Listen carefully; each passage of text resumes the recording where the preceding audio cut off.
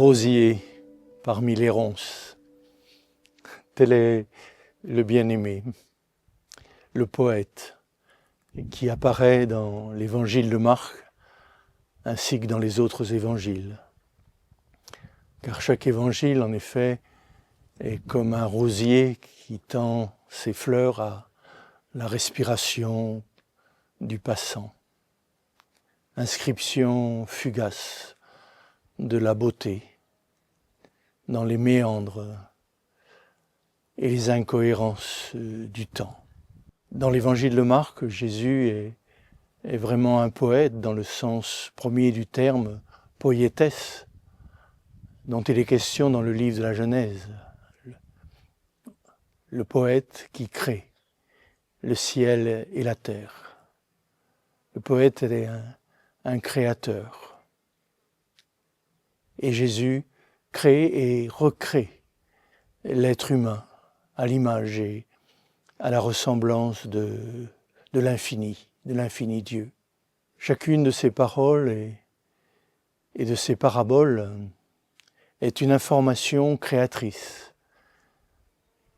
qui, si on l'écoute, peut nous permettre de nous lever, de nous relever, de nous éveiller, de chasser aussi nos mauvais penchants, nos mauvais esprits, nos mauvaises humeurs, et de nous ouvrir, et surtout de nous réunir à la source une de tout ce qui vit et respire. Dans l'évangile de Marc, certaines paroles ont été gardées en araméen, qui décrivent bien ce qu'on a appelé une odyssée de la conscience. D'abord, koum, talita koumi, petite fille, lève-toi, petite âme, lève-toi, relève-toi. C'est la parole de Jésus à la fille de Jaïr, quand il la ressuscite. Koum, debout, relève-toi. Puis il y a cette autre parole aussi rapportée en araméen, talita, ou plutôt ephata. Ephata qui veut dire ouvre-toi. Cette parole est adressée aux muets et aux sourds, à tous les muets, à tous les sourds que nous sommes. Ephata, ouvre-toi, ouvre ton esprit, ouvre ton cœur, ouvre ton être à l'être même qui se donne à toi.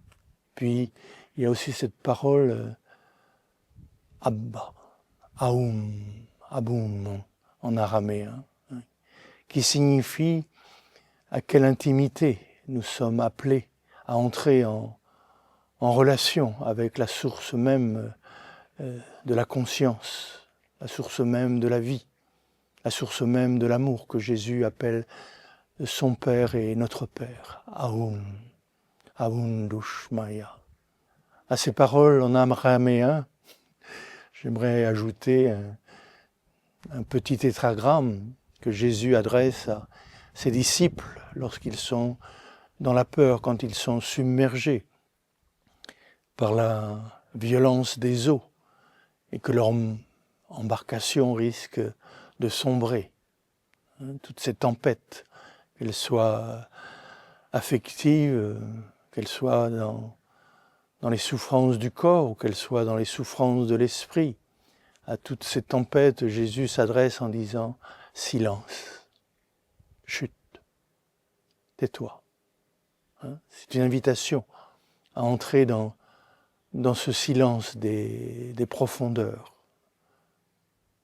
qui est à l'origine et qui est à la fin de toute chose, qui est l'alpha et l'oméga de tout ce qui vit et respire. Nous venons du silence et nous retournons au silence. C'est peut-être de ce silence dont nous pouvons prendre conscience au cours de cette vie.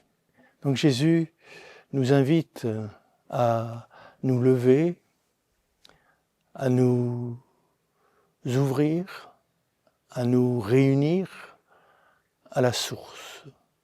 Autant d'étapes de cette odyssée de la conscience qui sont aussi des invitations à traverser les 4 grands inévitables de la vie humaine. La souffrance, la solitude, l'absurdité et enfin la mort. Jésus, dans l'évangile de Marc, nous apparaît non seulement comme celui qui nous montre le chemin à travers ces 4 grands inévitables vers la résurrection. Il nous rappelle que, quel que soit notre hiver, le printemps est possible. Et ces roses, ces rosiers en témoignent.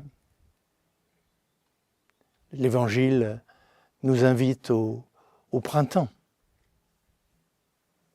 Et tous ceux qui veulent le respirer peuvent le respirer. On peut aussi ne pas vouloir. Mais il faut se rappeler que respirer, c'est vivre.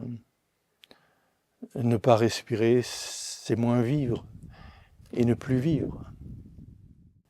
Les exégètes reconnaissent dans l'évangile de Marc une illustration de ce qu'on appelle le secret messianique.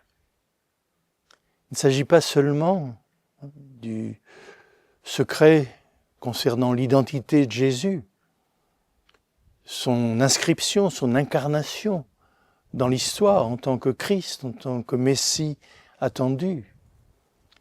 Il s'agit aussi peut-être de ce Messie intérieur que chacun porte en lui. Cette filiation divine dans l'Esprit Saint dont chacun est capable. Mais de nouveau, respirer ou ne pas respirer. Là est la question. Être attentif à l'information créatrice transmise par ces évangiles ou ne pas y être attentif. C'est de cette attention que dépend l'avenir de notre jardin, de ses roses et de ses ronces.